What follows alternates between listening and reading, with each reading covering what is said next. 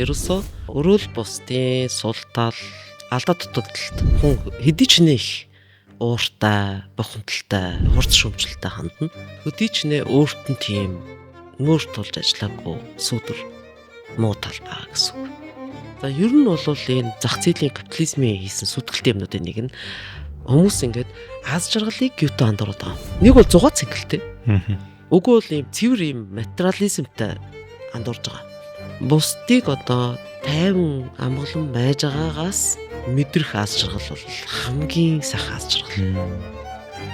Эрүүл саруул хөгжөхт нь агаар ус шиг хэрэгтэй юм чин хамгийн үндсэн биологийн хэрэгцээ бол эргэжил гэдэг. Манай ардын уламжлалт авах юм зөндөө бий. Энэ яг монголчуудын дээр үеийн одоо хөгшөд настан буурлуудын маань хүнийг хүндэлж исэн яг өөрийн бас хүндлээд байгаа юм биш шүү дээ. Архетипийг хүндэлж байгаа. Эрх чөлөө харцангуул олдно гэхээс биш. Энэ амьдрал дээр биологийн амьдрал бол чөлөөтэй амьдаг гэж юус байхгүй. Гэтэл бид нар тэр нөгөө яг энэ нөгөө илжгэнд ингээ харуулаад шахшуулаад байгаа луун шиг юм руу гүйл энэ бол аж аргал биш чинь зовлон байхгүй. За гол агуулгад орохоос өмнө энэ удаагийн дугаарыг Германы Denk Pharma-гийн Крemagny-гийн туслахтайгаар та бүхэнд хүргэж байна. За урд өмнө нь ярьсны дагуу Крemagny болонгууд нь кератин 300 мг болон магний 200 мг хосолсон бүтээгдэхүүн байгаа. Аль аль нь болохоор хүний тархи болон бие булчинд маш эрэг нөлөөтэй бөгөөд ялангуяа кератин болохоор фитнес хийдэг хүмүүс болонгууд нь тэр дундаа заавал ашиглахаар зөвлөдөг тийм бүтээгдэхүүн байгаа. Өмнөх өдрөн ч юм айл эсвэл тухайн өдөртөө бид нар тасал хөдөлгөөн ч юм айл эсвэл холын зайн ингээ гүүх алхах гэх мэтлээ бид нарын булчин гинтэд тэгээ булчинг нь дахиад хурдан сэргээгээ булчингийн масс хүч нэмэхэд маш хэрэг болдог. Тэгээд үүнээс гадна бид нар магадгүй ингээ офс ажил хийж байгаа юм бол ядарч сувилтгаассан бууруулдаг. Хамгийн гол нь тархины үйл ажиллагааг илүү их дэмжиж тархид амин дэм болж шимт хижээлэн болдог учраас зөвхөн одоо тасал хөдөлгөөн хийдэг офисын ажил хийдэг хүн болгонд маш хэрэгтэй зүйл байгаа. Тэгээд үүнээс гадна зүрхийг хамгаалж цуцыг тэлэн мөн түншид нөхөн үржихэн эрүүл мэндэд бас сайтай бөгөөд ахуйд насны яс булчингийн алдагдлыг бас нөхдөг ийм гайхалтай бүтээгдэхүүн байгаа. Тэгээд би өөрөө өглөө болгон усан найруулад Крemagny гол уудаг. Тэгээд би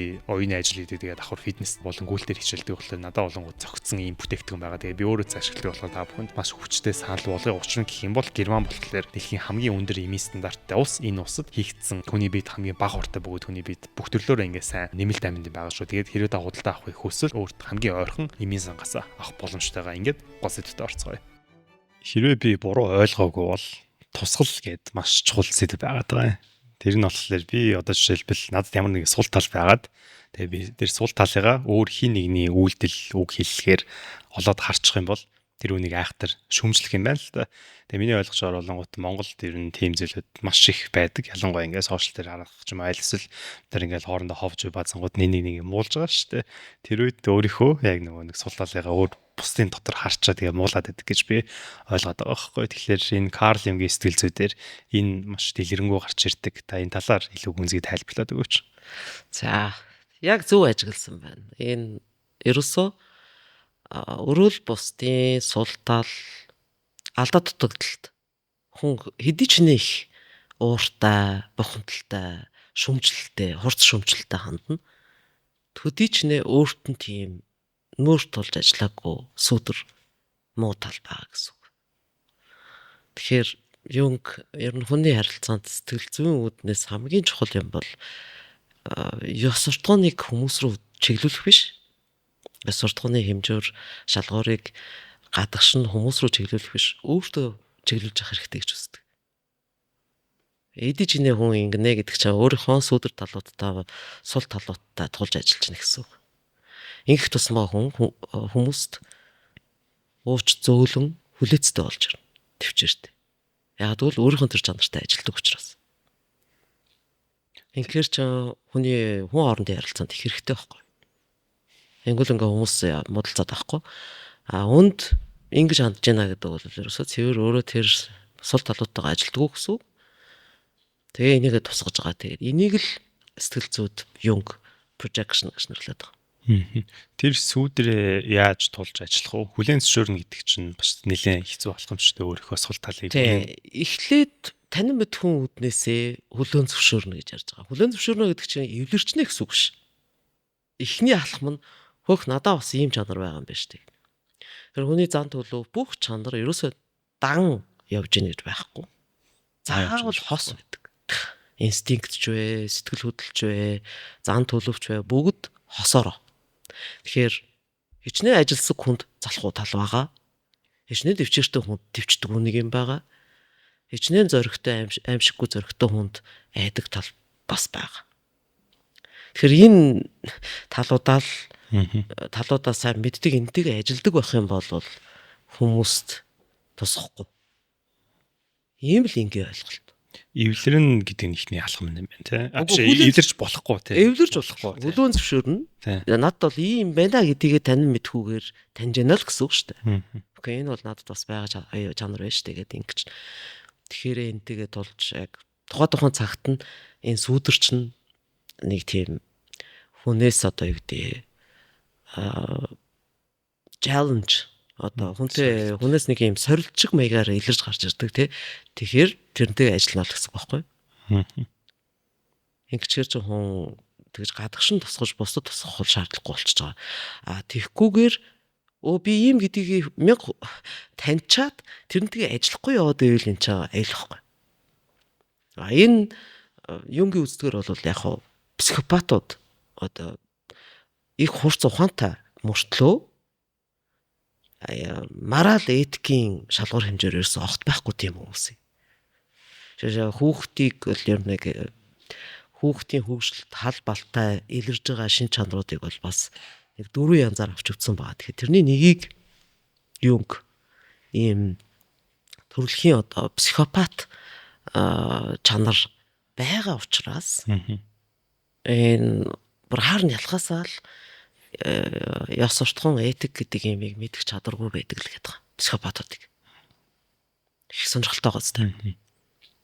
Тэгээ зүгээр хэвийн хөгжилд бол ер нь ямар ч хүн жир хүн болвол бас дотор нь тийм дуу хоолой байдаг байхгүй шүү дээ. Ингэчээр тийм юм биш. Хүний юм зөвшөөрлөгөө авчиж болохгүй шүү дээ ч тийм үү.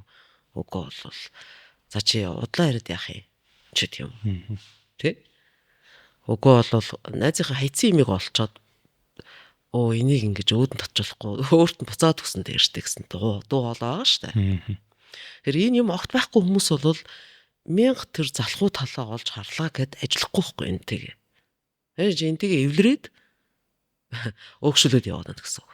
Тэр нь төрөлхийн байх уу? Одоо хүүхдэд хэлэрдэг гэхлээр. Ер нь бүр хүүхд тахтал энэ психопат чин чанарууд байдаг гэж үздэг. Засгад их төвхтэй гэдэг. Хувь зээний бас нэг тийм эмгэнэлтэй чанар байт юм блэ юу гэхээр голцоо ээж авдаг гологдсон хаягдмал асрамжийн газар явсан хүүхдүүдэд ихийг ажиглагддаг гэж бичсэн байгаа. Энэ ч бас сонирхолтой шүү дээ тийм ээ. Жишээлх юм бол Apple корпорацийн эзэн CEO байсан юм биш Стив Джобс. Энд ч бас ийм хаягдмал хүүхэд гэж байгаа шүү дээ. Тэгээд ээж аав нь сүлд өргөж авсан. Тэгэхээр нөгөө өргөмөл эцэг гэхээ хүмүүст хэлдэггүй.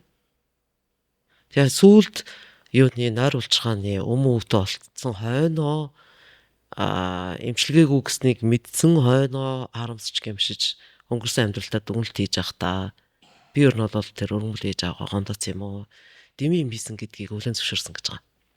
Тэгтээ чи их оройтж ирж байгаа ухаар л шүү дээ. Надад бол бүхнээ зориулсан намайг коллеж сурах гэж бүх төлбөрийг төлж исэн. Ер нь бол надад бол сэтгэлээ гаргаж исэн юм хүмүүс байгаа. Намайг өөрөө хөөгч бодож исэн хүмүүс байгаа. Гэтэл би насан туршаа коллеж хаяад тэгээд ингээ ээж аваасаа нуур буруулаад тэгэд хүмүүст өөрийгөө унжин гэж ойлголт тавьжсэн. Ээж аваа хүмүүст юус танилцуулдаггүйсэн. Энэ маань одоо юу гэдэг миний хувьд их гашуун алдаа болсон л гэж. Тэгэхээр энэ чи яг одоо тэр юнгийн үг хэлсэн бицэн юм бийг амьдрал дээр батлаад харуулчихсан. Заавал тийм хэцүү зовлон бэрхшээл үүсчиж хүлэн зөвшөөрөлд хүрдэг. Айл эсвэл тийм биш одоо хүн ингээ дотроо бясалгаад ч юм уу те дотоодтойгоо зүгээр байгаа үедээ ажиллаад төрүүлээ тэр алдаа гацсах боломж юм байд юм уу? Наан нь амжиж ухаарах тийм тохиол амьдралд ухаарахгүй их оройтчиж ойлгох тохиолоос харьцангуй бага. Ер нь оврч гэж хэлж болохоор. Ихэнхдээ хүмүүс бол ер нь оройтсан хойно ухаарч харамсдаг. Наан нь амжиж өртөж одоо харж оройтгууд ер нь засж гинэ гэдэг бол юнгийн үздгээр далд ухамсараас амьдралд нь хувь зянд нь тохиож гарч ирсэн архетип өвөг дээдсийн сүнс үлднийх нь нөлөө эерэг байгааг шинж.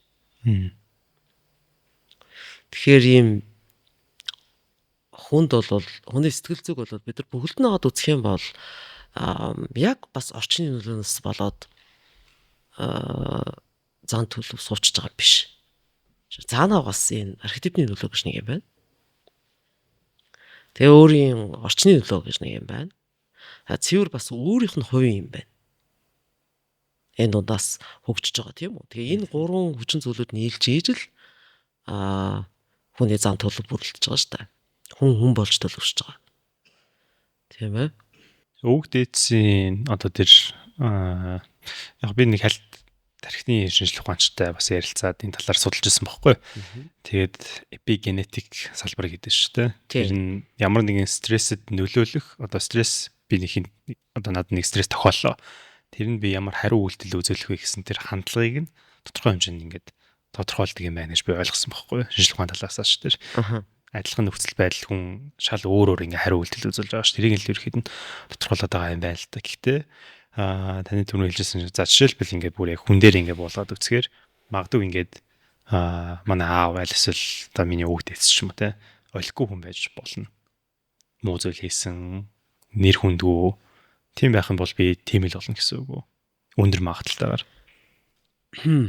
За яг ийм нөөц одоо нөхцөл болцоо хүн болгонд л байгаа. Жирвэ бид нар өөрийнхөө тэр эпигенетикийн ч юм уу уул филогенетикийн өвөг дээдсийн нөлөөг бодоод үзэх юм бол тэр чинь тайвгүй их юм байгаа шүү дээ. Маш холмог.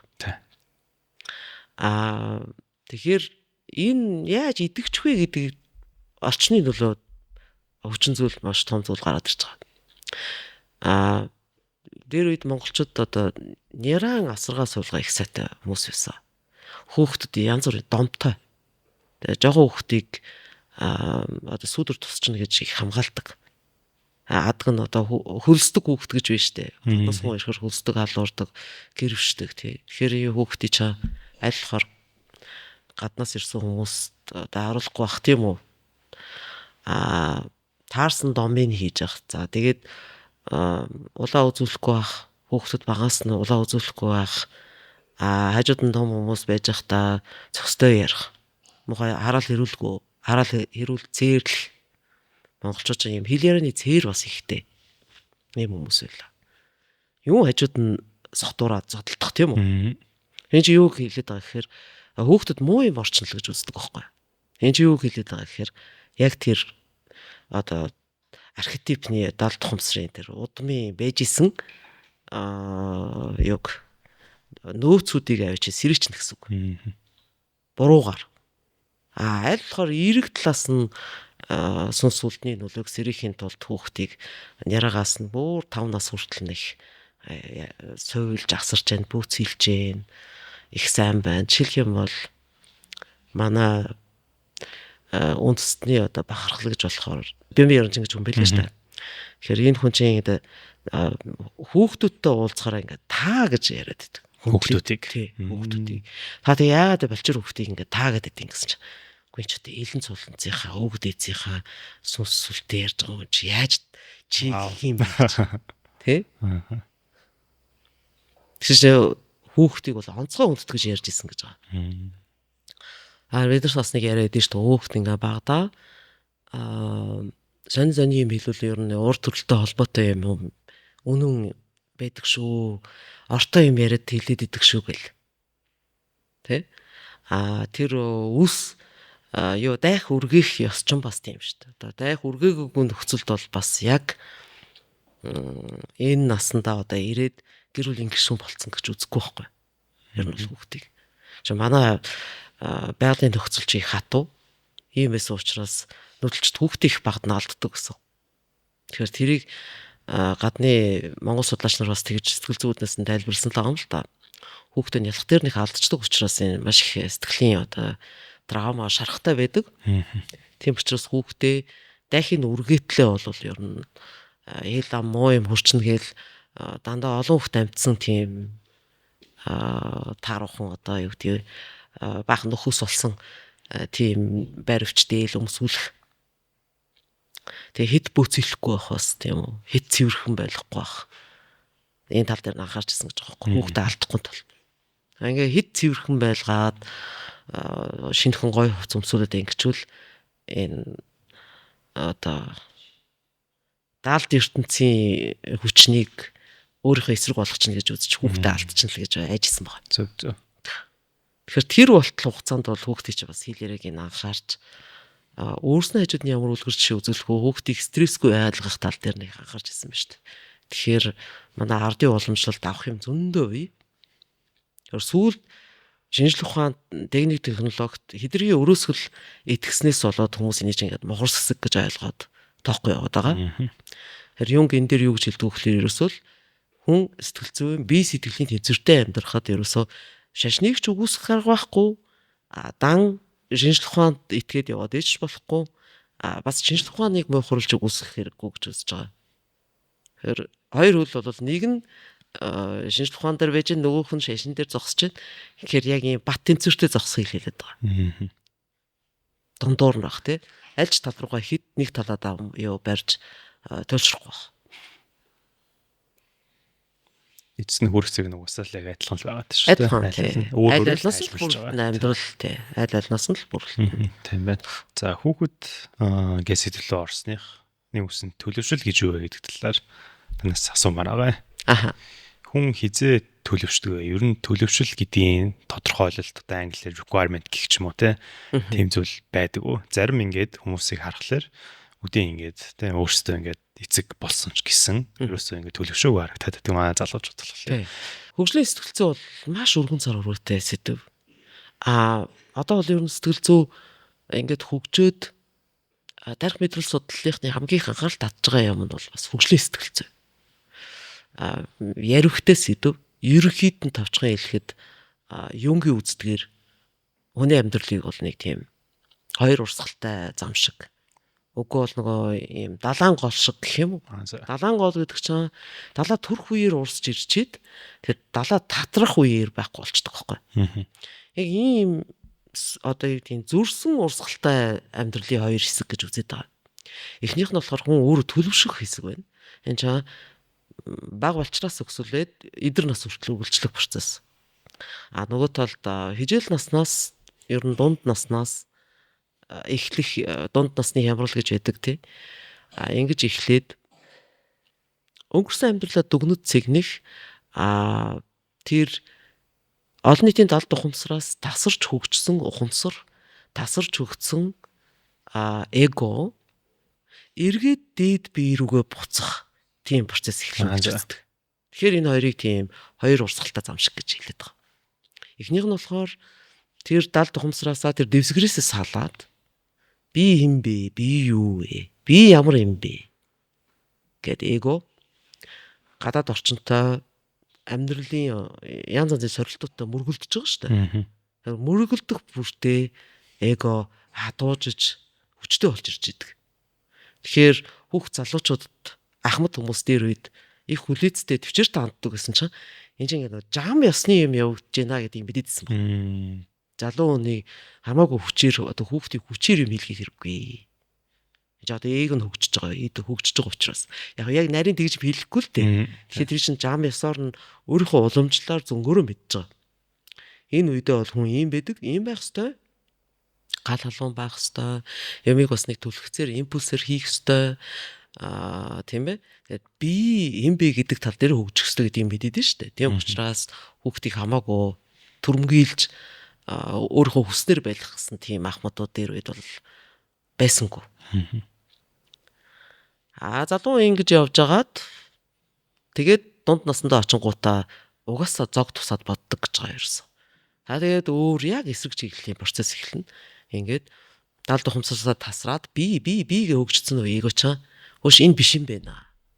Одоо би дээд бие руугаа эргэж төгөж очих нэ. Дээд биегээ бол яг сэтгэл зүйн уншаагүй хүн бол мэдэхгүй шүү дээ. Зүгээр л жам ясаараа юу гэж нөхөхлөөр нэг өөрөөхөө мөн чанарлаа буцаж байгаа. Тэр нь яаж илэрж яах гэхээр нэг тийм консерватив маягийн, хуучинсаг маягийн үзэл өөрийнхөө язгуурыг сонирхох Тэр болтол ерөөсөө ээж аваахын юу хийж явж исэн өвөө эмээ хин гэж хүмүүс байсныг ч тоодгүй байсан хүн чинь тэрийг ахмад наснаа хүмүүсээс хайгаад эхэлнэ, асуугаад эхэлнэ бүр.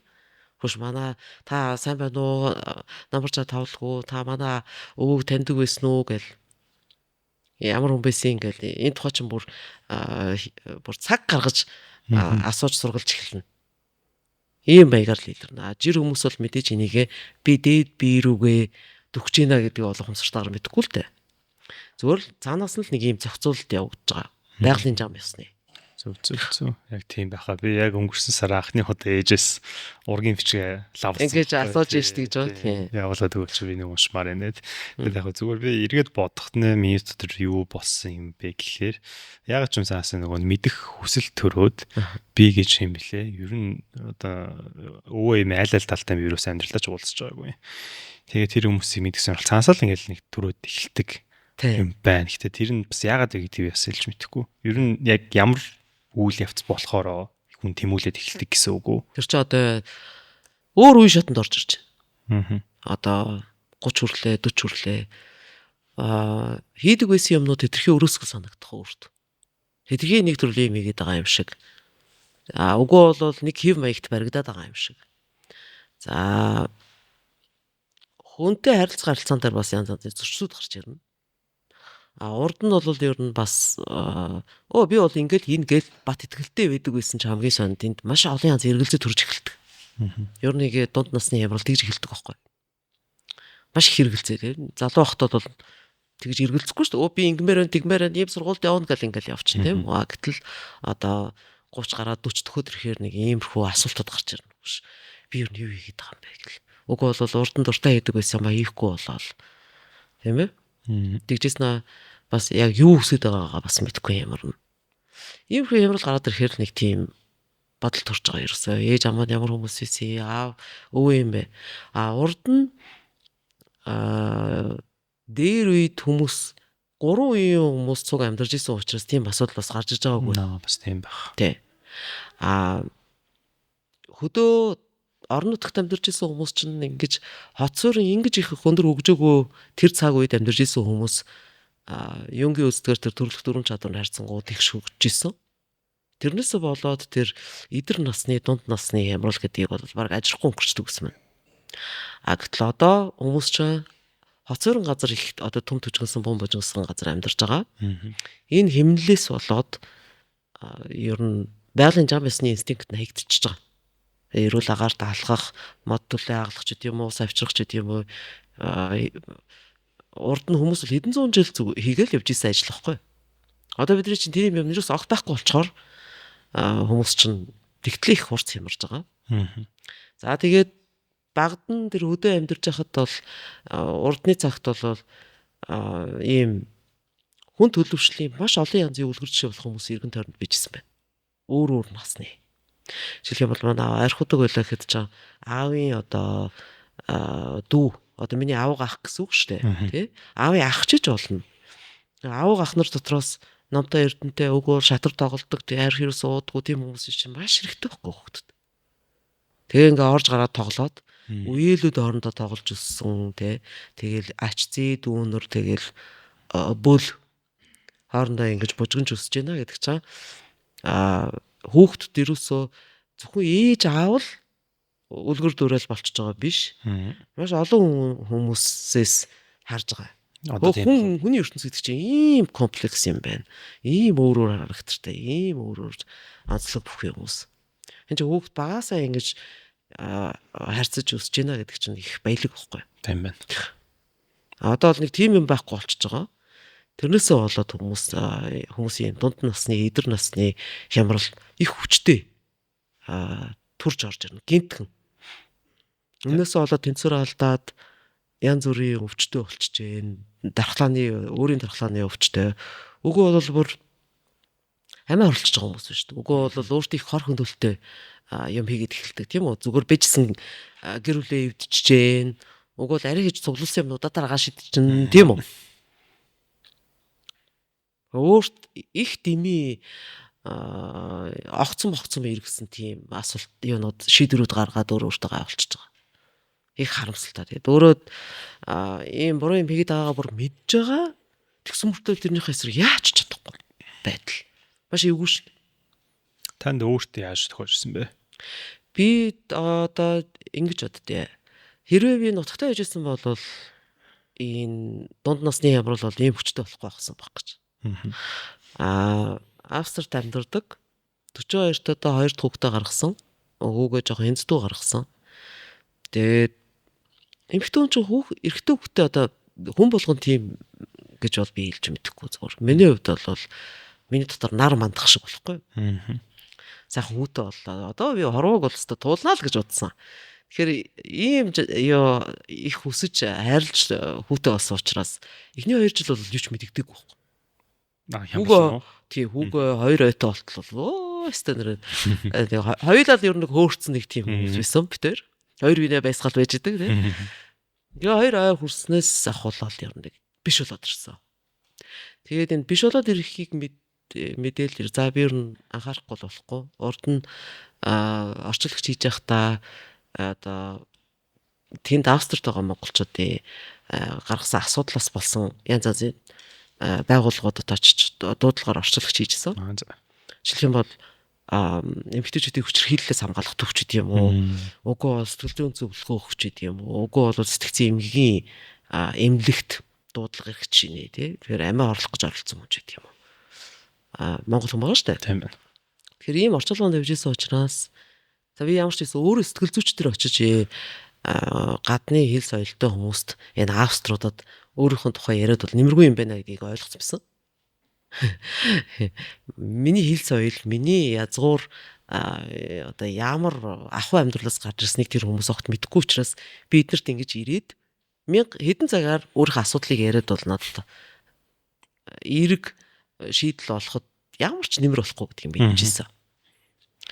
Тэгэхээр ерөөсөө за би болохоо байлаа. Одоо би одоо өөртөө найдахгүй болохгүй гэл тэгэл бахан сэтгэл зүйн номдууд цуглуулж их богино хугацаанд их уншсан.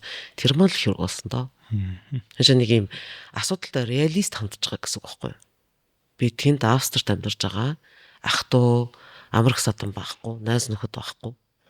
Тэгэхээр ч би асуудлаа өөрөө шийдэхгүй болвол энэ хажууд хүмүүстэй асуудлаа гаргаад бүр ноцтой асуудлаа ер нь ноцтой олгож болох юм байна л гэж бодож байгаа. Тэр үед бодсон бодол. Тэгээ тэр их зүв болсон. Ер нь сэтгэл зүй рүү их шандаж, сэтгэл зүй их шандаж уншиж эхэлсний ерөөсө гол шалтгаан л энэ. Тэгээс ер өөртөө л ажиллая гэж. Илүү өнгөрсөн. Маш их хэрэг болсон. Тэрнээс болоод ер нь гайгүй болоод тэгээ ер нь дунд насны ямрал бол бас хүн хүнээсээ болоод өөр бүр юм архагших маягаар удаан үргэлжилдэг хүмүүс байна. Сэтгэлийн готролтой тэр байдлаас ерөөс эргэж гарч иж чадахгүй байгаа хүмүүс байна. За анхнаасаа ерөөсөө нэг тийм за би 94 оноос гадны жуулч их авч явсан. Дандаа энэ баруун Европын үгөө бол англи хэлтэй хүмүүс яваад байгаа шүү дээ. Америкаас, Австралиас ч гэдэм үү, Канадаас ирсэн хүмүүс жуулчд тийм үү. Өгөөд Европын өөр орнуудаас ирсэн жуулчд. Тэгэхээр нэг их түгээмэл ажиглагдсан юм юу гэхээр энэ ч одоо 50-60 хүрчээд тийнейжер маягийн одоо өсвөр насны шилжилтийн насны үеийн хөвчөг тийм зан авиртай хүмүүс их ажиглагдсан байхгүй. Энд юу гэсэн үг гэхээр ер нь хүний хөгжил нь бол тэр шилжилтийн насны үеийнхэн төвшөнд гаццсан гэсэн үг. За ийм хүмүүсийн ижил насны ямар бол бүр ноцтой болдог бахал гэж би бодож байгаа. Чи юу гэсэн үг гэхээр шилжилтийн насны ямарлаа ер нь туулаагүй гэсэн үг шүү дээ. Энэ чинь даваагүй нь явж байна те. Энэ чинь тэнд байх хэвээр комплекснод одоогоороо 60 настад нь явж штэ. Тэгэхээр чам 40 наснаас эхлэх тэр хямралын асуудлууд бол ерөөсөө байранд ороогүй л явж байгаа гэсэн. Бүр залуугаас эхлэх боломжтой юу? Одоо жишээ нь над руу бас нэг би сэтгэл зүйч бичсэн ягаад ч над руу хүмүүс ингэж асуудал бичээд байдаг. Тийм би хариулж чадахгүй тэгээд орхичтэй. Би зөв юм хэлж өгч чадахгүй. Тэгээд ингээд анзаараад ажихны баг лейт одоо 10-аад насны төгсгөл ч юм уу те аль эсвэл 20-аад насны хүмүүс ингээд бичсэн юмыг харахаар оршихуун хямралд орцсон юм шиг амьдрал утахгүй гэж санагддаг болцсон юм шиг улам залуужаад байгаа юм шиг Надад бол би зүгээр тэгэж ажилласан. Тэгээ тэрний шалтгаан нь юу байх вэ? Магадгүй ээнэгшил дутсан нь одоо таны хэлдгээр бол Тэр бол өстой яг үнэ. Одоо ер нь сүнт ижилтэй амтан за ялангуяа хүний үг бич тэгээд хүнд эрүүл саруул хөгжөхт нь агаар ус шиг хэрэгтэй юм чин хамгийн үндсэн биологийн хэрэгцээ бол тэр энэгшил гэдэг. Бусад бас инстинктүүд байгаа шүү дээ. Одоо үсэд цангах ч гэдэг юм уу, бол хүүхд ядрах, даарах ч гэдэг юм уу. Тэгэхээр яг энээс бүр илүү чухал хэрэгцээ гэдээ бодоод үзэхэр чинь шийдвэрлэх үүрэгтэй ихээр ойлгомжтой болоод ирж байгаа. Тэгэхээр энэ энэгшил гэдэг юм бол ерөөсөө хувааж олдгоо гэдэг байгаа. Өөр хүнтэй. Жигс үгээр хүүхд бол одоо ертөнцийн хоёр нар байдгүйтэй адилхан. Хүүхд ч ерөөсөө ээж автагаал энэгшгээс өөр аргагүй гэж байгаа. Хин асарж байна, гол асарж байгаа хүн. Ерөө өнжин хүүхд бол тэр чинь бас эмээ өвдөр өсчиж болно. Нөгөө л нагц авах их ах дээр ч юм уу тийм. Өвгөө л өргөмөл эцэг их өсгөн. Тэгэхээр тэр хүмүүстэйгээ яаж энэгшнэ үү? Тэгээ тэр энэгш чинь дөрвөн янзаар хуваацсан байж байгаа. Нэг нь болохоор одоо хамгийн сайн гэсэн үг шүү дээ.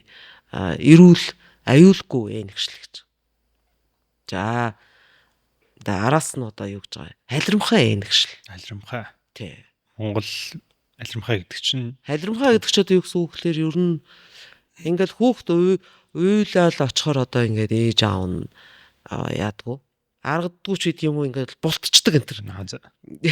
Тий хүндий байгаад байна гэсэн. Энэ бол ерөөсө барууны оронд цагаан арстуудын донд их түгээмэл энэгшил. Эннээсээ болоод ийм хүүтэн хөндийгөөсөө болоод хүнтэйч сууж чадахгүй хүмүүс хүн амын их хэсгийг эзэлж штэ одоо. Хүүхдтэй болж чадахгүй. Өөрөөсөө хүүтэн болцгоо. Өөрөө багасаа тийм энэгшилтэй өссөн учраас. Ерөөс агнаас нь ингээл хүүхдий ч тусгай өрөөнд ингээл унтуулаад өөртөлж унтахгүй.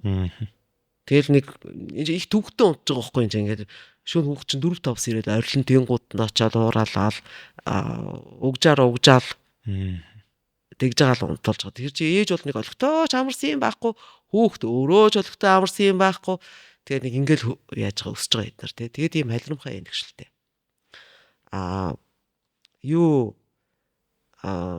Anxious attachment гэдэг байгаа. Одоо энэ чи юу гэж хэлэх вэ?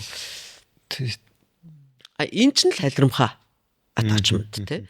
Тэгичээд avoidant attachment гэдэг. Энэ ч халирамхай. Anxious attachment-ыг болохоор төгшүүртэй энэгшил. За энэ төгшүүртэй энэгшил яадгүй гэхээр хүүхдийг тэр толдох хэрэгцээг нь бас сайн хангаж өгөхгүй.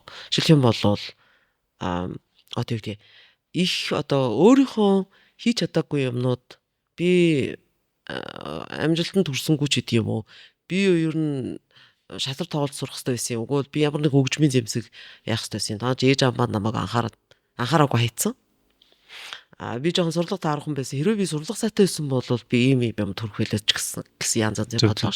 Энийг хүүхдэр нөхөх гээд хэлж байгаа. Ер нь. Манайх нэг амбицтай гэдэг чинь амбицтай ээж аав нар тий. Яг хүүхдийг янз янзын секс дугууланд явуулаад хүүхд өөр хүсэж байгаа муугууд тэр хамаагүй.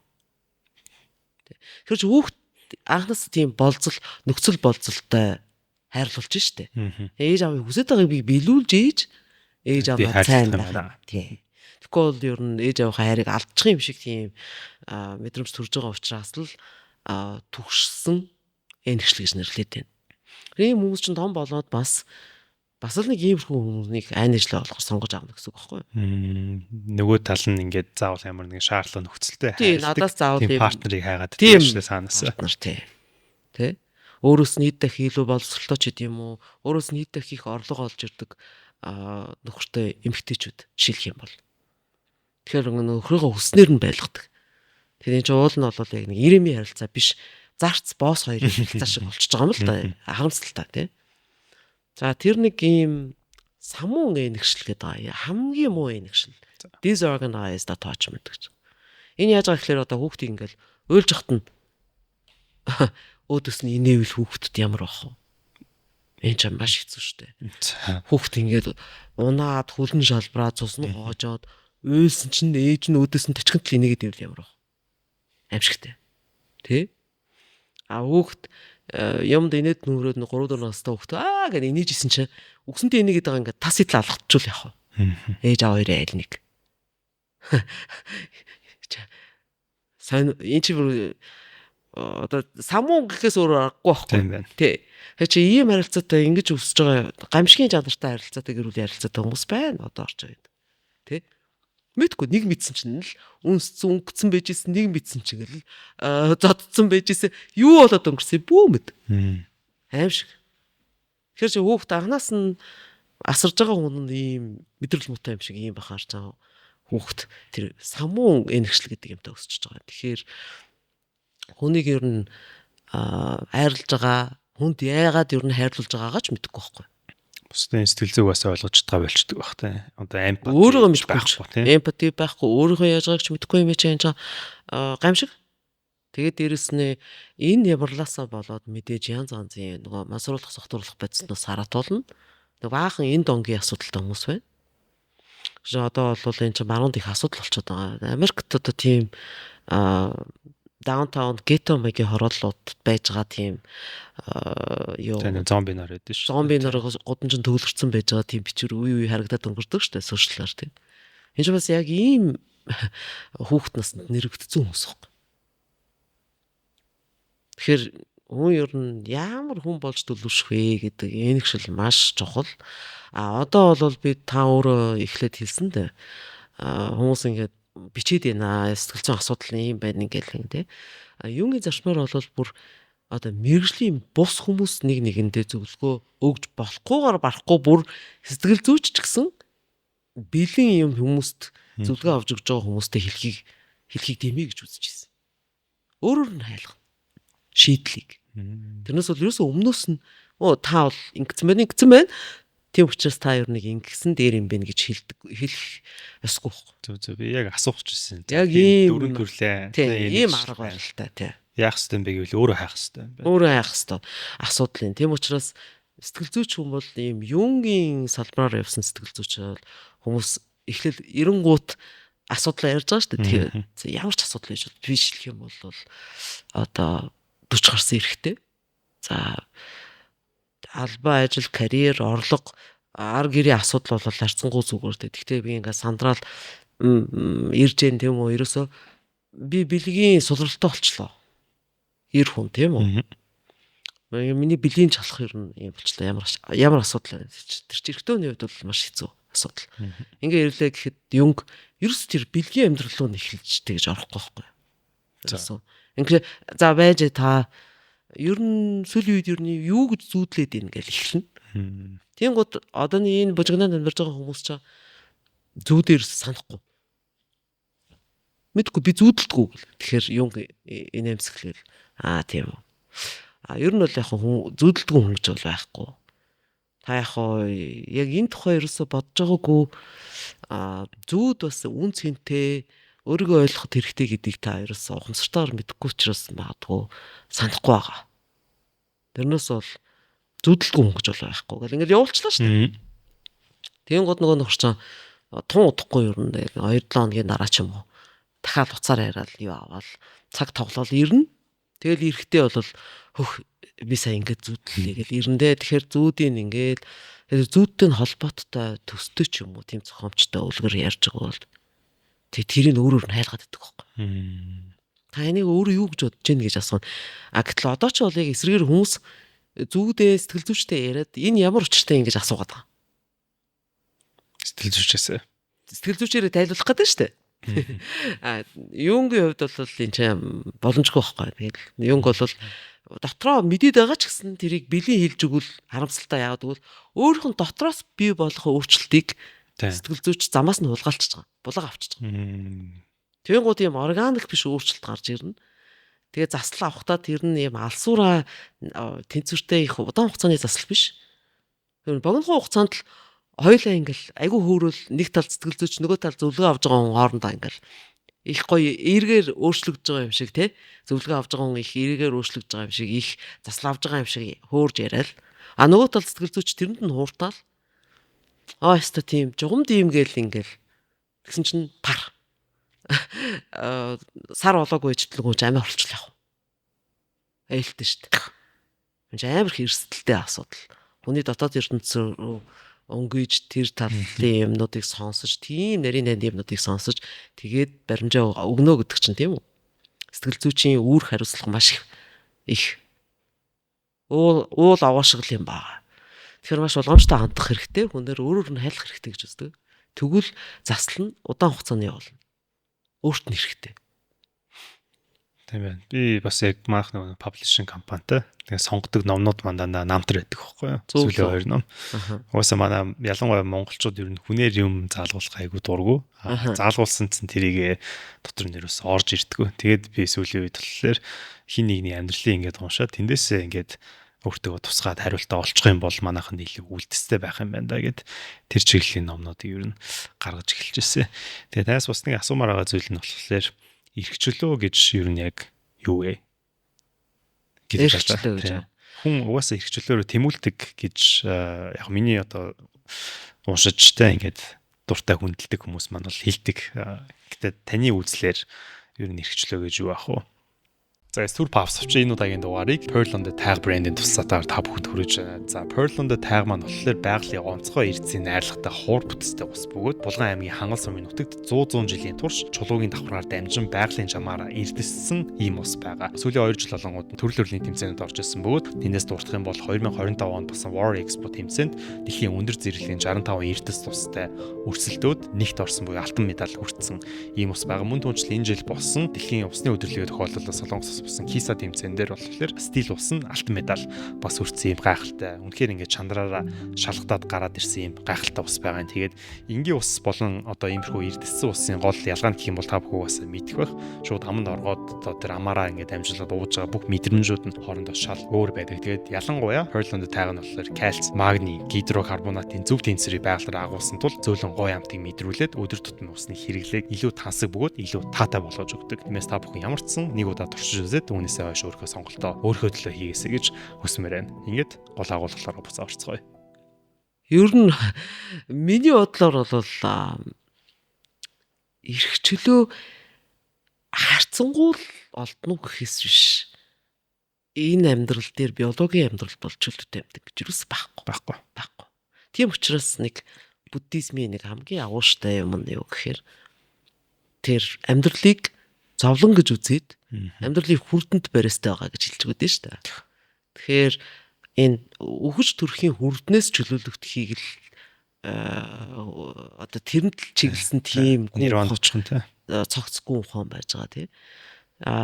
Энүүгээрээ буддийн гүн ухаан маш гүнзгий.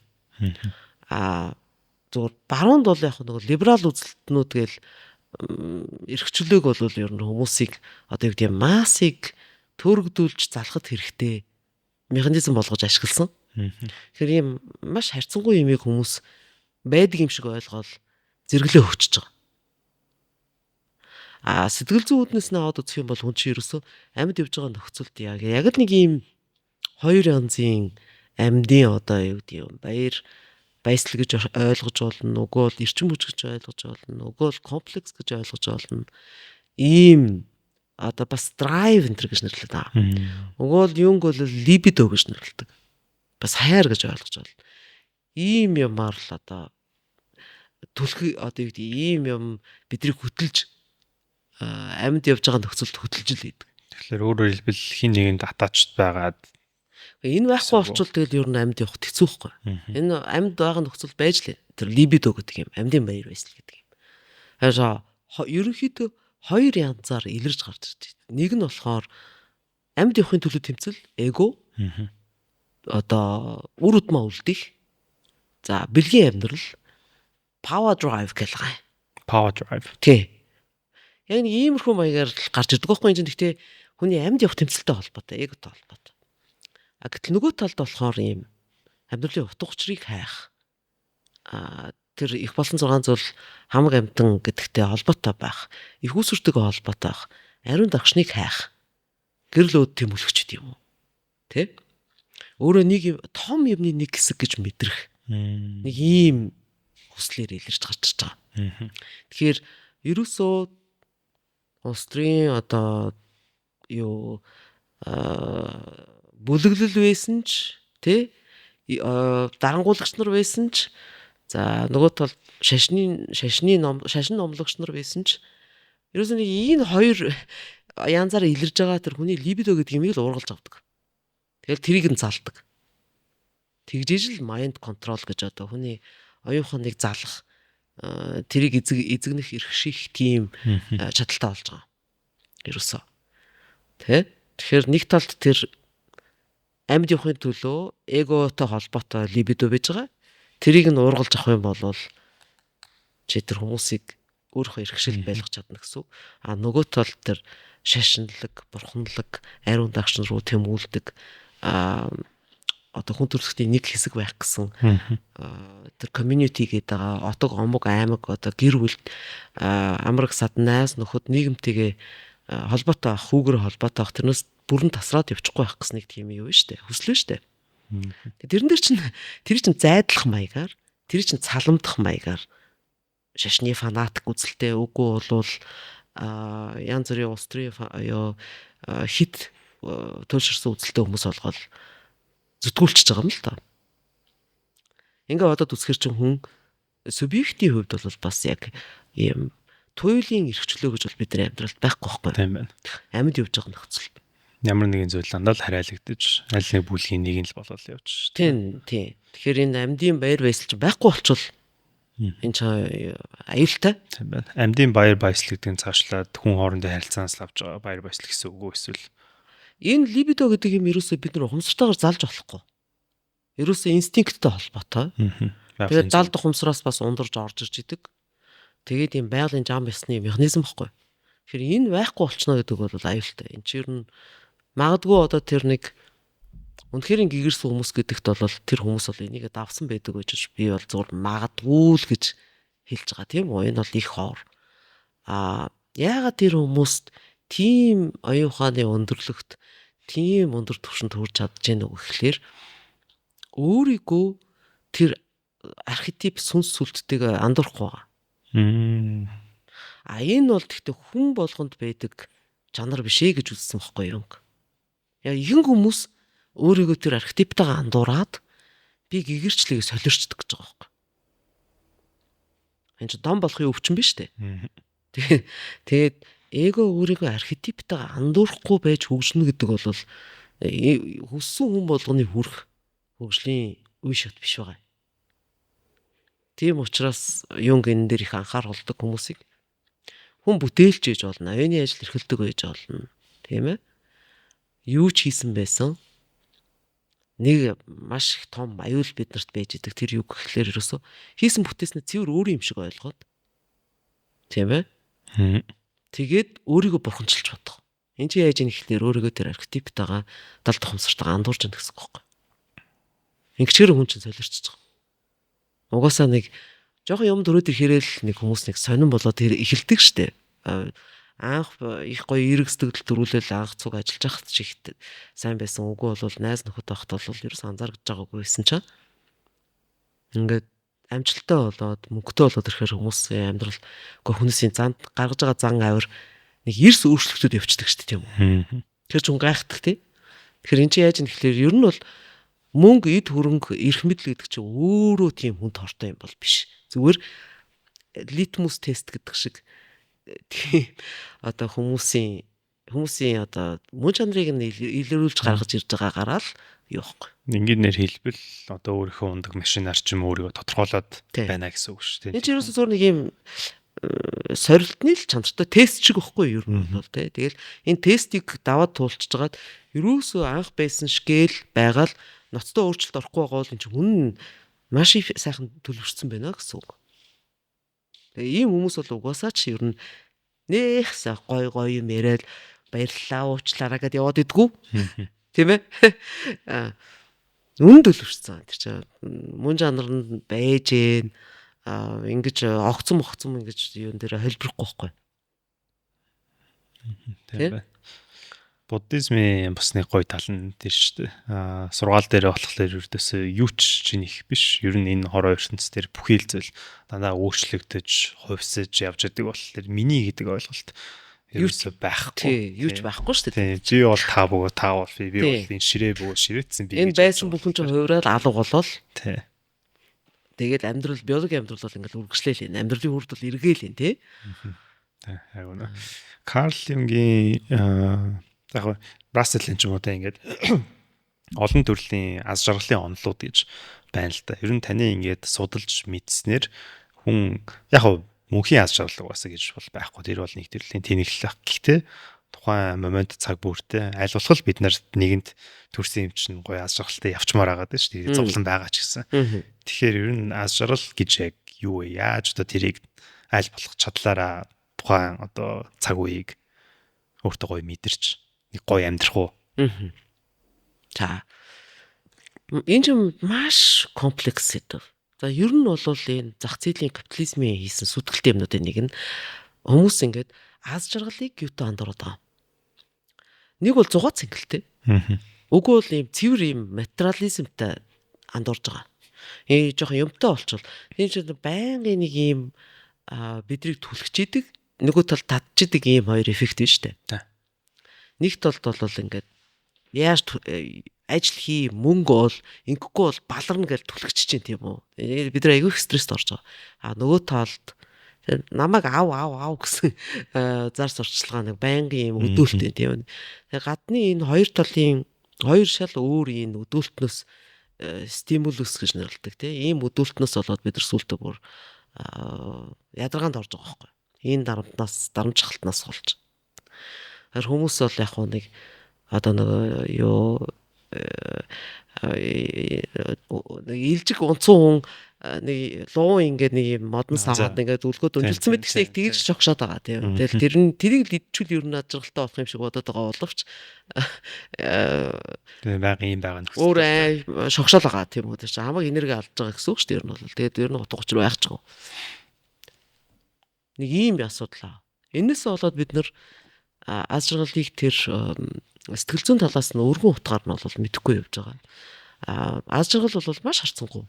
Угаасаа тийм амьдралд бол бүх би ингэж жаргачлаа гэсэн юм бол ерөөсөй байхгүй яа. Тэгвэл амьдрал ийм ерөөсөө зовлон амрах хоёр л ээлжилж идэг юм юутай динамиктай. Сайн муугийн хурц гэсэн яг тийм. Муу юм байхгүй бол угаасаа бид нар сайныг мэдрэхгүй шүү дээ тийм. Тэгэхээр чинь ингээл зоосны хоёр тал шиг, угвал тэрэгний хоёр дугуй шиг заавал эргэжлэх хэвээр юм. Тэгэхээр чинь мөнхийн аз жаргалтай бол байна гэж юусоо байхгүй. 3 дугаарт нь бусдыг одоо тайван амгалан байж байгаагаас мэдрэх аз жаргал бол хамгийн сайхан аз жаргал.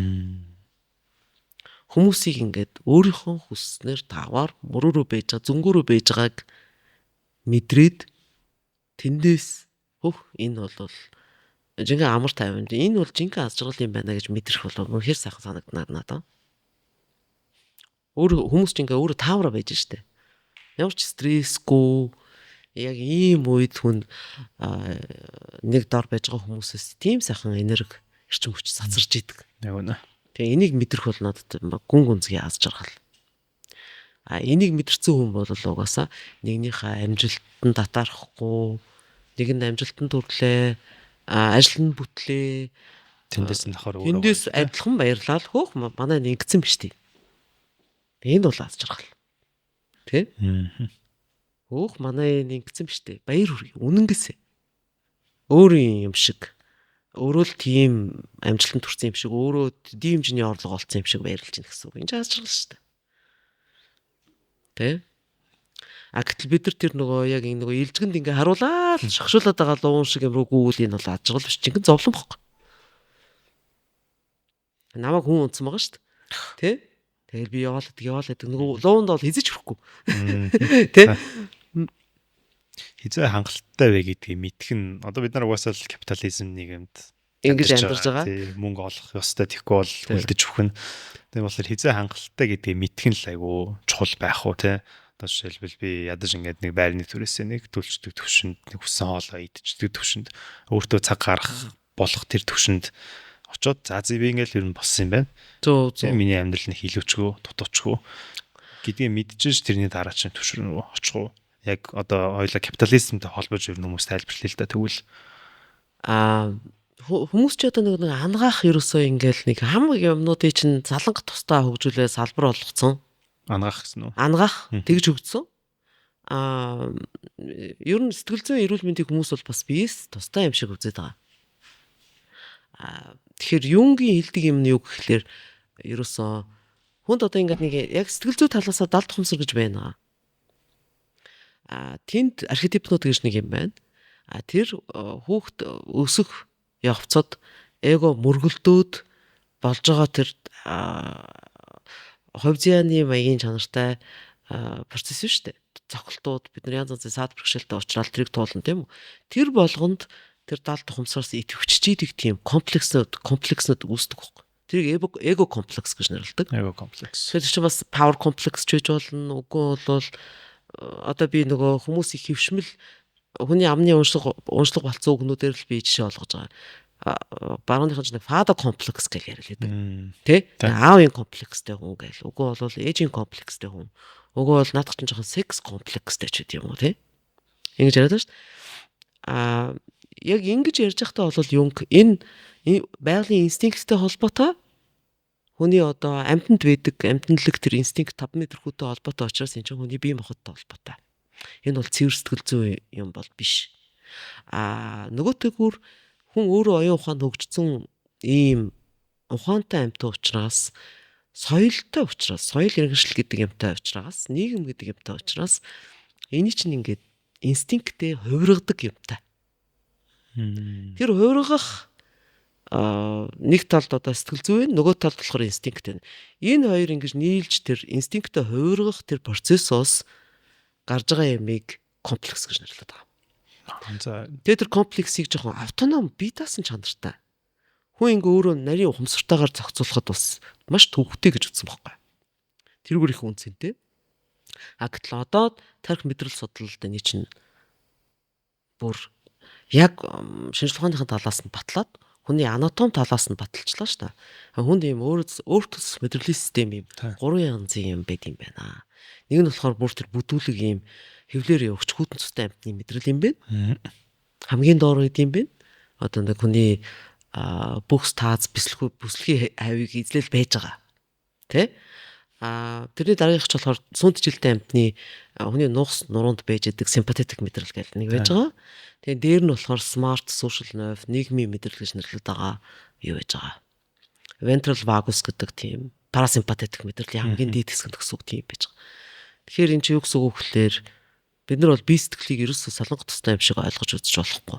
Капитализм ч юм болохоор хүний зөвхөн тэр нэг тийм одоо өөрийнх нь дутуу гэж одоо багада гүйцээгүй ханаагүй ээнэгшил за тэрнээс үүдэлтэй янз янзын бид нар тусгүй комплекснууд үүссэн байгаа шүү дээ. Тэр комплексэн дээр нь ажиллах. Дутуу юм шиг мэдрүүл. Тэгээ өөрөө ухамсартайгаар мэддгүү тийм янз янзын сэтгэлийн дутуунууд байгаа.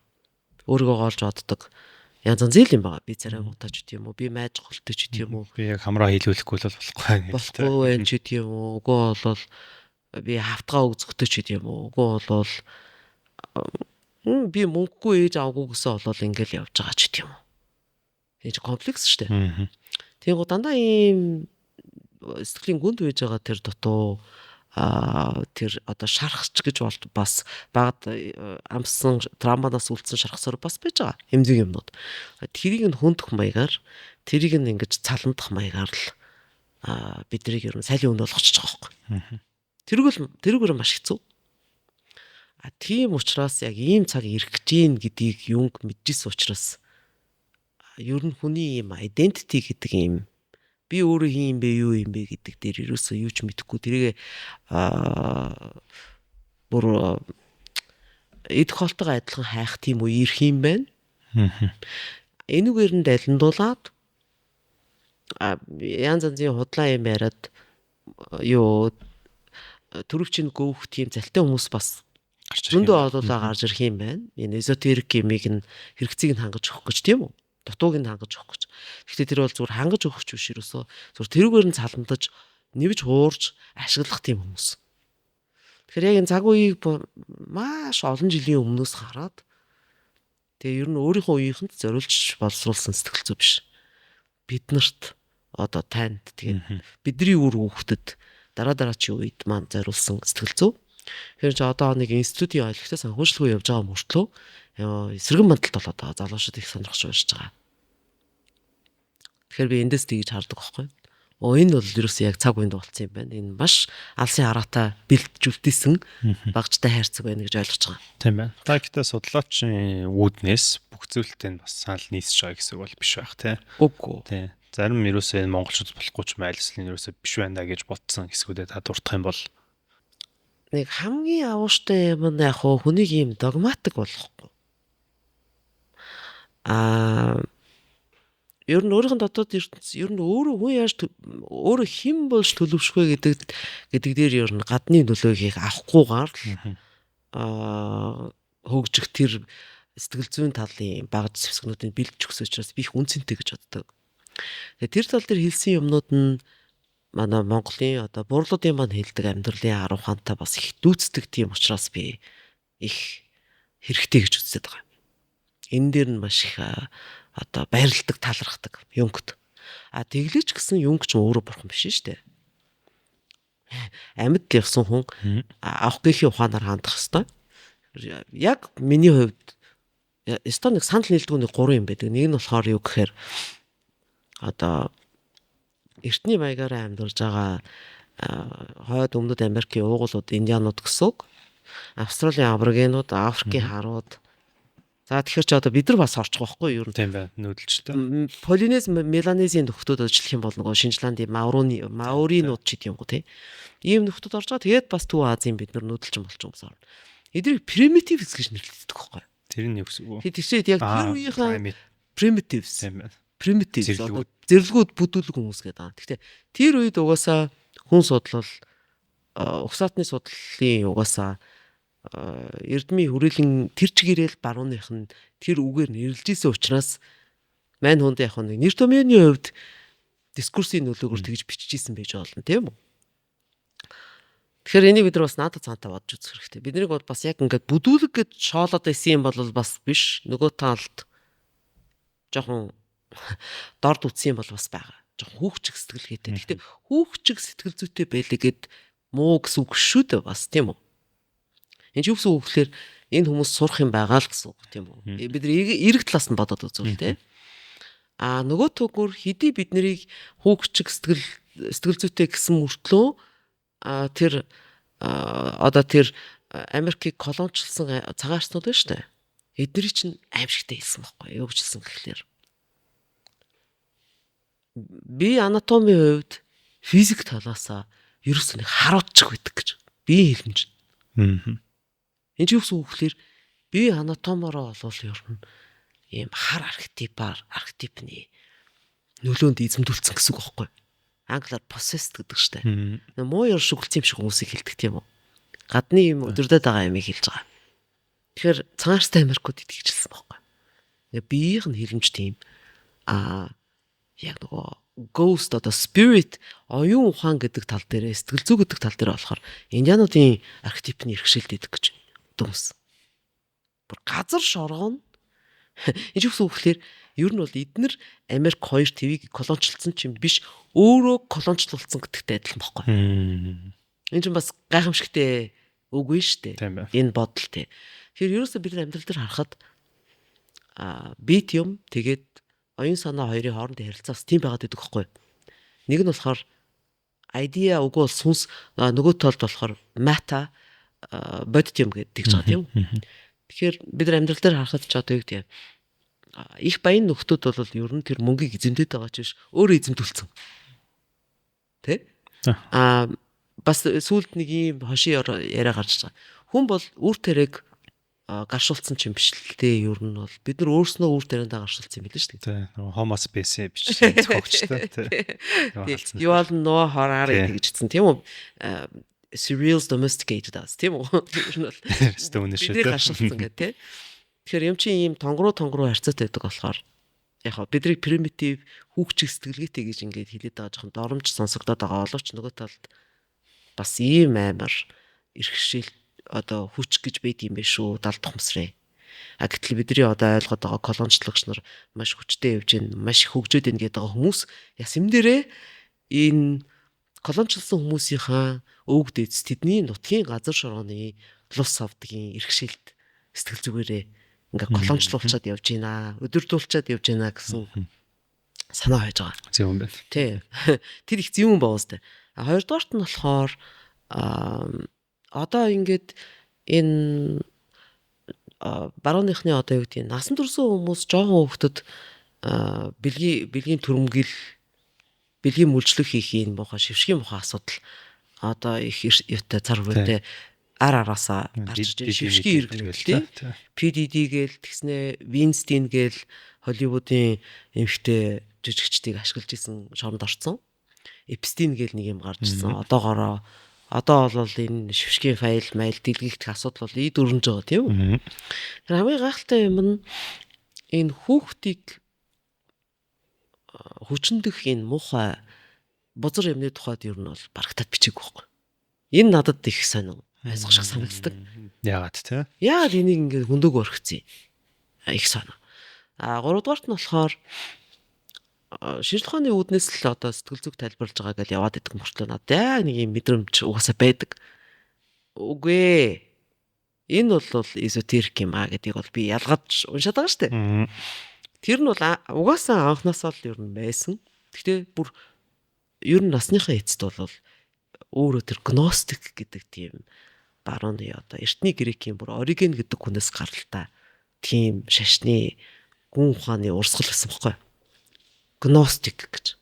Ерөнхий санаа нь юу гэсэн үг гэхээр хүн төрлөختөн ийм олон зуун жил, олон мянган жил зовж зүдж ийж ухамсарын өндөр түвшинд хүрэхийг өөрийнх нь хувь зэя. Ийм байж ийж тэр бурхны плерома гэдэг орн руу нэвтэрч орно. Энэ материйн шоронгоос өөрийгөө чөлөөлнө гэсэн нэг тийм санаатай урсгал өгдөг хөөх. Зөв. Тэгээ өөрийгөө гностик гэж ер нь сүүл рүүгээ хэлээд исэн. Тэгэхээр амьдралын эцсийн одоо хугацаанд хэлж ярьж исэн юмнууд нь болохоор хитрхий жоохон метафизик тал руугаа явцсан. Тэрэн дээр бол би жоохон эргэлздэг юу гэхээр одоо газар дэлхий өөрийнхөө амьдрах нөхцөлийг ингэж хайр найргуу устгаж үгүй хийж байгаа ийм тэнэглэлийг болох ёстой процесс гэж зөвтгөөд байгаа юм шиг сонсогдож байгаа юм ойлгож байна. Тэрэн дээр би ёс суртахууны хувьд илэрмээргүй санагдаж байгаа. Нөгөө талд хүн байгалыг сүнэн гэж л хэлж байхгүй. Энэ итггүй хийгч бид нар сүнэж чадахгүй төрөл зүйл. Харин зүгээр хамгийн харамсалтай нь өөрийнхөө л амьдаа явах нөхцөлийг бид нар одоо сүтгэж байгаа. Тэгэхээр бидний хиймэл оюун гэдгээр хөөс хамаагүй хөөцөлж явж байгаад цэвэр усныхаа нөөцийг барчих юм бол бид нар өөрсдөө л өхнө өгөхөөс бол итггүй их биологийн амьдрал байгаль бол цаашгаа явдгаар л явна шүү дээ. Бидэнгүй юм. Тий. Нөгөө тал би тэгж боддог учраас тэр юг юнгийн тэр эзотерик тэр гностик тэр баримтлалыг нь болж байгаа наанта цантал ойлгож байгаа юм л та. Тэгэл тэр гностикийг их ягаал магтан дуулаад алхимичдыг магтан дуулаад тоо гэдэг бол ерөөсөө Пифагор хэлсэн юм билээ л дээ.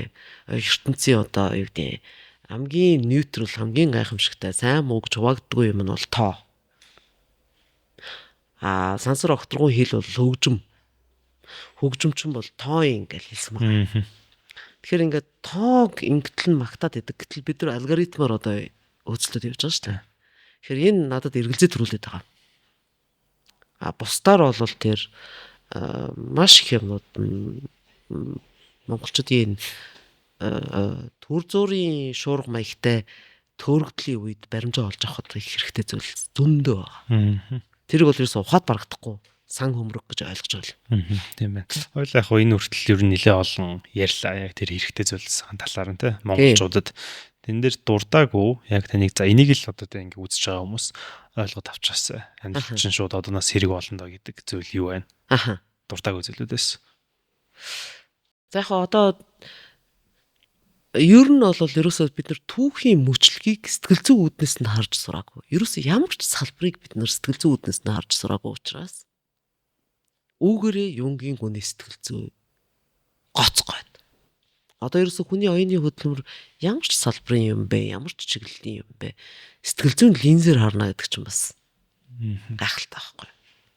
Жишээлбэл Жишээлх юм бол түүх гэдэг түүх чинь юм нарийн мөчлөгтэй явж ирсэн. Суурийн иргэншлүүд ингээ оргил үедээ үрээ дараа нь жоохон ялзарч ирсэн. Тэгэл парк гэж нөр онцдог байхгүй. Тэнгууд хүүхдүүд далайн хэрэг дээр илсэн цамхаг гэж тоглож байгаад гэртээ арчингууд далайн давлгаанд угаагдаад нөгөө цамхагуудыг чинь хэрэм цамхагуудыг чинь далайн давлгаа арччихъя. Тэгэл хэдэн хөөс иргэдэр үлдгэтэл адилхан байхгүй юу ер нь бол. Энэ суурийн иргэншлийн мөчлөг их дэлхийн тэр уртдаа юунаас нь харуул те. Тэг том юугаар нь харуул масштаб зургаар нь их уртудаан хугацааны мөчлөгөөр нь харах юм бол. Тэгээ ардаас нь юу үлдгүү гэхээр баахан хэмхэрхий туур балгасан. Тэгээд нэг хідэн түүхчдийн тэр болсон явдлыг бичсэн ном. Тэгээд тэр ном бол ерөөс хойч үед зурулсан ч ном биш. Тэр тухайн үеийн оволзоон дунд эрх мэдэлтнүүдтэй зориулж бичсэн л юм байдаг. Ер нь бол. Энийг бид ингээ ойлгочих юм бол одоо дараагийн ирэх гэж байгаа мөчлөгний их сүрлийн одоо давлгаа ингээ ирж шít. Чиглэн ирж дээ. Энэний өмнө бид ямар арга хэмжээ авах вэ гэдэг дээ анхаарлаа төвлөрүүлэх юм бол нам ивсэл болж хуваагдах тийм үү? Боломжгүй юм яриад хөдөлж яваад цагаа барахгүй гэсэн. Эсвэл утгагүй зүйлсээ араас. Тийм бодит нөхцөл байдлаас хэтэрсэн, хүний эрх мэдлээс хэтэрсэн, түүхчээс хүний эрх мэдлээс хэтэрсэн тийм мөчлөгтэй. Тэгээ угаасаа 1000 хүн аманд их болж хөгжөөд тэр бодит бүтээн байгуулалт хичнээн оргилдоо хүрээд хөгжөөд нэмэр байхгүй. Ингээ ялзраад. Тэгээ хүн ам хитрхи хөгж харах шиг тэгж хөгжснөөсөө болол ялзарж байгаа байхгүй юм болж байгаа. Тэгээд парк гэл нурангууд хүн ам нь нүхэл үргэлдээл дайн самунд л угаасаа живчиж байгаа шүү дээ. Тэгжээд л хүн ам нь эрс цөөрөл тэнгуут дараа нь нэг хэсэг амьсгаа аваад дараагийн бүтээн байгуулалтанд ордог байхгүй. Дандаа нөгөө нэг ард иргэдэн тоо нэгсээд тэнд хангалттай хоол байхгүй. Тэгээд дотооддоо дайн үсээд ийм л механизм үйлчлээд дандаа л ингэж эргэж идэг энэ хүрд. Тэгэхээр одоо бол яг тийм босгондоор бид нар байж байгаа. Тэр одоо сая ковид үеэс л ер нь мэдрэгдээд эхэлсэн шүү дээ. Яг бидний чаа ингээл арчлал хүний эрх гээл ярьдаг байснаа яг нэг малыг ингээл нэг хашаа фермерийн яажхууд хашиж байгаа юм шиг л байлгацсан тийм үү? А томчууд нь бол өөрснөө нисэд исэн. Бид нар бол хил давж зорчих ирэхгүй болцсон тийм үү? Хэрвээ вакцин илгээгүй бол бүр дэлгүүрч орж болохгүй. Ийм байлаа шүү дээ. Энэ ч бол зүгээр дөнгөж захна. Зах цухасаа л мэдрэгдэж байгаа. Одоо ингээд инфляц болж байна. Эдийн засгийн хямралч нь ерөөсөө энэ чигээрээ л үргэлжлэнө гэхээс эргэж сэргэнэ гэж бол байхгүй. Тэгэхээр энүүгээрээ маш гайхамшигтай. Ямар бэлтгэлтэй байх вэ гэдэг дээрээ л тэрэн дээрээ л анхаарлаа төвлөрүүл. Яг үндсэн хүний амьд явахд хэрэгтэй зүйлсээ базаж авах хэрэгтэй. Нэгдүгээрт, хоёрдугаарт бие бэлтрийн хувьд одоо чирэг өлчр байх хэрэгтэй, бэлэн байх хэрэгтэй. Сэтгэл зүйн хувьд бол бас бэлтгэсэн байх хэрэгтэй. Одоо жишээлх юм бол өхгүй тул дарчаагүй байдалд орж нөхрөө хөдөлдөхгүй байх. Чит юм. Тэ одоо нэг л өөхөөс хойш тэрэн шиг муухай юм байхгүй байхгүй. Ер нь тийм биз дээ. Эрт төрөө тэтгэрэнгүй өөхөөс хойш заавал тэгж урагч болж өгч яах юм. Тийм шүү дээ. Тэ заавал тийм новшин байдлаар өгч яах юм тийм биз дээ. Энийг ухамсартайгаар мэддэг бэлтгэлтэй болсон байдаг гэж гайхамшигтай. Хэрвээ бид нар тэгж чадах юм бол хямралыг гайгүй туулаад ам бие хамгаалж авч үлдэх, үр удмаа үлдэх хүмүүс маань тэр хүмүүсийн тоо ихснэ л гэсэн үг. Бүгдээрээ ингээ арчуулчих биш. Тийм байна. За манай хамгийн сүүлийн асуулт олон төрлийн нөгөө нэг селф гэж байна гэж би ойлгосон байхгүй би тий. За одоо жишээлбэл би гэртээ байхдаа нэг өөр хөөхөн байна. Нийгэмд гараад олны хүн бас нэг өөр байна. Магадгүй ингээд тойлоо подкаст бичиж байгаа би бас өөр нэг характертай найзтай байхтаадсан би нэг өөр олон төрлийн би байгаад эхлэхээр жинхэнэ яг миний мөн чанар гэдэг чинь хин юм бэ гэдэг асуулт руу орж ирэх болоо гэж боддог аах. Магадгүй энийг үзэж байгаа хүмүүс таны ихэнх үеийн ингээд реакшн сонсоод би гişin бэ гэж бодож байгаа. Тэгвэл тэр би гэдэг зүйлийг өөрийнхөө мөн чанарыг хүн яаж таньж мэдэх вэ? Сая бол яг ингээ зовлон бэрхшээл дуусны дараа энтер гэж байна л та. Юнг яг энэ одоо хамгийн гол юм шүү дээ мэдээж. Хүний сэтгэл зүй гэж юу яриад байгаа юм? Юу нь эго юм? Юу нь одоо субъектний ингээл тийм тодорхойлтны асуулт гарч байна шүү дээ. Тэгэхээр тэр график схем юугаа ойлголтоо цэвэр видео ухаанаас авсан баг. Тэгэхээр ведд бол юу гэж үздэг вэ гэхээр пранаграва гэдэг шиг санаж байна. Энэ ертөнцийн юм алтан өндгнөөс үүссэн гэж үздэг. За. Тэрийг хүний сэтгэл зүйн үднээс юу гэж тайлбарлаж байна гэхээр өсвөл хүний ухамсар сэрж хөгжихийг л хэлж байгаа. Тэгэхээр ингээд өндөг хагарлаа дээд хэсэг нь сансар огт руу боллоо, доод хэсэг нь дэлхий боллоо, дундаас нь гарсан шар штэ. Тэр чи эго гэж үздэг байхгүй. Бас наран гэж үздэг. Наран. Тэ? Тэгэхээр юунг эндээс загвар авангуудаа ингэж үзсэн байхгүй. Ерөөсөө одоо бидний энэ их олон ойлбортой дүр тоглоод яваад байгаа нь бий вэ штэ. Энийг эготой холбоотой тэгээ персона гэж үздэг. Эго ингээд гадаад орчинтой шалгуур тест, сорилт, бэрхшээлтэй мөргөлдөж явах тусмаа амьд явахын төлөө тэмцэлдээ олон юуноттой болж авдаг, чадваруудтай болж авдаг. Танин мэдхүн чадварууд гэж болно. Олон дүртэй болж авна. Олон маск зүүн штэ. Тэгэл тэрийг л юнг персона гэдэг байгаа. Энэ бол гэхдээ хүн өөрөө биш. Тэр жинхэнэ дээд би гэдэг S гэх том үсгээр бичдэг self нь болохоор яг нөгөө видео шиг хүн болгонд байдаг тэр том бийг хэлээд байгаа. Дээд бийг. Тэрийг энэ тгүүд юу гэж нэрлэж ийсэн гэхэлэр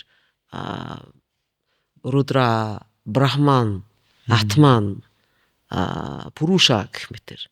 Энэ юу гэсэн үг гэхээр ерөөсөө ертөнц цанхан үүсгэхэд л ерөөсөө бүх амьтаа амьгүй юмд байдаг тэрийг нэвт өвж идэг тийм юу гэдэм бэ? Сүнс. ертөнцийн сүнс. Харин энэ чинь квант физикт болохоор бас энерги гэж яриад байгаа шүү дээ. ертөнц бол ерөөсөө л нэг ийм энергийн бүрэн бүтэн болох гэж тэрэнд ингэж тэмүүлсэн хөдөлгөөн юм байна. Ердөө л тийм байна. Яс юм дээр бол ерөөсөө ийм матер спирит гэсэн хуваагдлаггүй юм байна.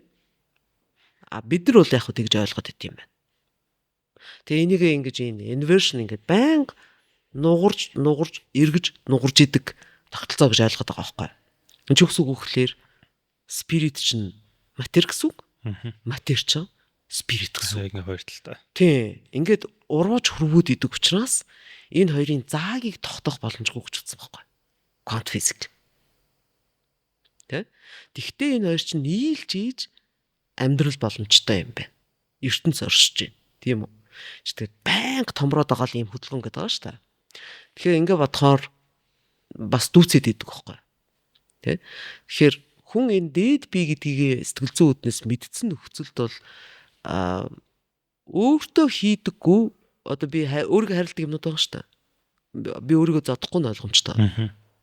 Өөрийгөө ингээд утгаар сич аячихгүй нь ойлгомжтой. Тэгэхээр өрөөл бус өөртөө хийдгүү тоогүй юм аа өрөөл бус хийхгүй болохыг хэлж байгаа. Гэлээгээд ийм утоп бас биш. Нөгөө шашны догматик юу биш байхгүй. Ингээд хүн аваа хөхтийн маань довтлоод намайг алах гад ирүүл би амиа хамгаалахаас өөр арга байхгүй шүү дээ. Дайрна. Тэгэхээр энэ сэтгэл зүйн ойлголтууд нь өөрөө маш ойлгомжтой тодорхой.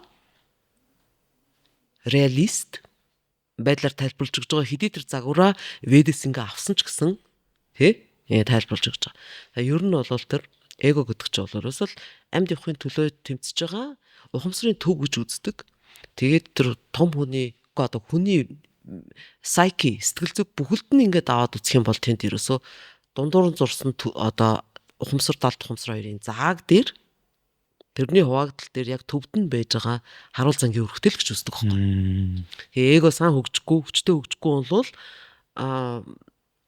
энэ далд ухамсарын архетипнуудын нөлөөнд живээд өөргөө хинбэ гэдгийг ялахгүй психоз ийм сэтгцийн өвчтөй хүмүүс болно. Юм донтол тэгэл явна гэсэн үг шүү дээ. Тийм сэтгцийн өвчтөй болчихно. Тэгэхээр ч хүнд тодорхой хэмжээгээр эго амьд явж байгаа нөхцөлд эго байх хэрэгтэй байхгүй. Энийг залуучууд ойлгохгүй эгог ална гэж ойлгуулад гүрэнүүд эгого надад тушаа гэж ойлгуулад залуучуудыг ийм ритуал зан үйл хийлгээд ресет хийж байгаа энэ төр гэдэг. Энэ бол ерөөсөө мунхруулга. Энд яаж байгаа гэхээр хүнийг одоо сэтгэл зүйн хувьд докторгүй бат бөх эго хөгжөөгүйгээр нь далимдуулж хүнийг яаж байгаа мухруулж ашиглаж байгаа байхгүй.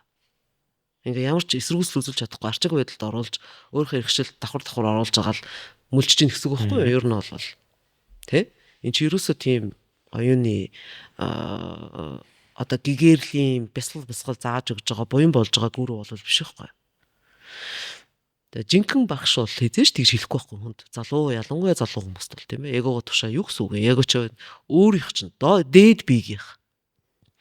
Эго чинь тодорхой хэмжээнд угамсартай болох хөгжих тэр нөөц болцоо өөртөд нь байгаа. Тэр эгого бол та дээд биедэл тушаа нөгөхөөс бол өөр хинт ч тушаахгүй. Тэр чинь бурхных. Тийм ээ? Ингэж хэлж өгнө шүү дээ. Сайн багш бол. Жинхэнэ багш бол тий.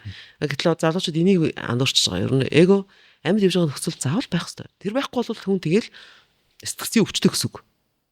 Тэр далд ухамсар хоёрын зааг дээр зогсож харуул зангийн үүргээ гүйцэтгэж юу боддیں۔ Юу бодит бусын гэдгийг ялгах чадвар болсон л гэсэн үг байхгүй. Эго ямар байх хэрэгтэй гэхээр тэр үлгэр домбогт нэг тийм зохионж байгаа дээ шүү дээ. Эго ялгадж өгч байгаагаар дүрслээд бичээд байна. Энэ ч болохоор бэлгэлийн чанартай хэл. Юу хэлж байгаа гэхээр эго байх ёстой байранд очиж байгаа л хэлж байгаа. Гэтэл хүмүүс үгчлээ ойлгоод байгаа. Death of ego гэж яриад байна шүү дээ. Эго сүржин яриад байгаа тий. Гэхдээ тэр чинь бол үгчж байгаа биш. Ер нь бол ийм бэлгэдлийн хэлээр юу хэлээд байгаа гэхээр эго байх ёстой байранд л очих хэлж байгаа. Бид түр хэлээдсэн шүү дээ. Өндөгний шар шиг тийм. Гэтэл өндөг гадуур нь цагаан ураг байж байгаа. Тэгээ нийлээд харилцтай юутай ийдгээ нийлээд totality бүрэн бүтэн. Тэ? Тэгээ тэрэнд ерөөсөө нэвт байж байгаа л тэр чанарыг л дээд бий гэж үзэх хэрэгтэй. Тийм үү? Юм болгонд байгаа чанар гэдэг байгаа шүү дээ. Бүр ертөнцид одоо хятадууд чи гээл хэлдэг тийм үү? Юунууд болохоор ведистүүд болохоор прана гэл байгаа. Тэ? Одоо цэвэр ирчим хүч юм уу? Тэгэхээр энэ чинь юм болгонд байгаа тэр сүнсийг хэлээд байгаа юм л да. ертөнцийн сүнс гэлтэйгээд байгаа. Тэгэхээр юнг бол яг тэрүүгээр нь ялгаж үздэг. Тэгэхээр хүн болвол тэр өөрөө дээд бий болчихно гэж бол байхгүй. Амьд явж байгаа хугацаанд тэр дээд бий дөгөж очиж байгаа л үүд болно. Алж чадгараа л төх. Тэр мөн чанар руугаа буцсан л гэсэн үг. Өөрхөн байх хэвээр мөн чанар руу язгуурлуугаа буцсан гэсэн үг. Их усрлуугаа буцсан гэсэн үг тий. Тэгээ тэрнээс цааш яадгийг бол бид нар мэдэх боломжгүй гэж угаасаа. Тэрийг яриад эхлэхээр л асуудал болчдөг байхгүй юу? Хүнийг мухруулж яах гэсэн үг. Боломжгүй юмыг яриад нь шүү дээ.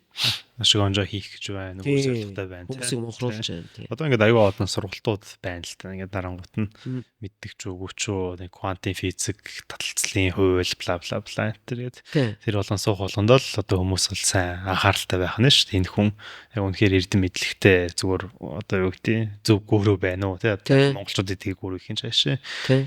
Тэрийг мэдхгүйгээр нэг л мэдсэн шиг ашиглуулж байгаа бас аюу олон хүмүүс бол харагдан лээ. Тэгэхээр энэ дээр манайхан бас анхааралтай байхгүй бол тийм бийг болол дуусгана. Энэ яг монголчуудын дээрийн одоо хөгшөд настан буурлууд юм маань хүнийг хүндэлж исэн яг өөрөө энэ бас хүндлээд байгаа юм биш үү? Архетипийг хүндэлж байгаа. Тэр далд хомсорт байж байгаа үг дээцийнх нь сүнс сүлтийг нь хүндэлж байгаа. Тэрийг өөрсөндөө дайсагнуулахгүй гэж. Ялангуяа хил шашин өөртөө хүмүүст маш их энэрнгүү зөөлөн хандж исэн, уян хатан хандж исэн тэр байлдан дагуултын үеийн хүмүүс, таралцсан хүмүүс их гайхаж Аршидадын ч үгүй юм уу, үгүй бол Жовани ч үгүй юм уу, үгүй бол Плано Карпини ч үгүй юм уу, үгүй бол Уильям де Рубрук гэх хүмүүс байгаа. Монголчуудтай уулзж исэн хүмүүс битсэн байгаа их гайхаж. Тэ? Тэгэхээр гайхаж асуухт нь бол эргээгээд монголчуудын хариулж ирсэн хариулт юм байгаа шүү дээ. Гэхдээ бид нэр ингээд үзэгдэж харагдахгүй, баригдахгүй юмны тухай хэрэлтгийг тэнэг гэж үздэг гэж. Над бол энэ гайхамшигтай санагдаж байгаа юм. Энэ оюун ухааны хувьд маш өндөр хөгжсөн хүмүүсийн хэлэх үг байхгүй. Бид нар бол этүгэн их эцэг тэнгэр өг дээдсийнхаа сүнс сүлтнээс л баримжаа авдаг. Яаж амьдрахаа хорвоогийн хүний одоо хорвоогийн сайн мууг ялгаж дасан зогсож амьдрах тэр баримжаагаа бид нар ингэж л авдаг. Тэрнээс бол тэд юу гэсэн үг гэхээр бидэрт библ байхгүй л гэсэн үг байхгүй. Библ байхгүй. Бидэрт папст байхгүй. Бидэрт католик гэсэн байхгүй. Гэхдээ бид нар ингээ инх тайван амьдраад идэм аа. Учраа болоод амьдраад яваад байгаа гэсэн баг шүү дээ. Мөнх хааны папстад хариулсан хариу захаагаад их алдартай тийм ээ. Амин гахалтай. Буцаад нэг юмнуудаа хуучрынуудаа нэг уншиж сэргэмээр Сэргэмээр харин тийм өнөөдөр ярианаас маш их баярлалаа. Тэгээд та өөрийн бас нэлээд завгүй явж байгаа. Угаасаа Монгол богино хугацаагаар ирсэн байгаа юм чинь. Тэгээд үнтэй цаг зав зарцуулаад манай үзэгчтэй маш гоё үн цэнтэй шинэлэг одоо миний хувьд бол айгүй шинэлэг л байд. Таны яриаг сонсохоор нүд нэгж байгаа юм шиг тийм цаг гаргаж өгсөнд сайхан ярилцсанд баярлалаа. Бүрийдээ бас их баярлалаа. Студидтэй урьж подкастны ярилцлага хийсэнд ийм залуухан хүн ярилцлаганд өрнө гэж би бодоогүй. Миний хувьд бол сюрприз байлаа. Маш их баярлалаа. Тэгээд хэрвээ зав боломж болвол нь хоёлаа дахиад бас лавшруулад ярьж болох хаа гэж бодож байна. Тэгээ би дахиад нэг жоо мэдлэгийн хүрээгээ нэмж байгаад. Тэгээд баярлалаа. За баярлалаа. Ингээд энэ удаагийн дугаараа өндөрлж байна. Баяр та. Баяр та.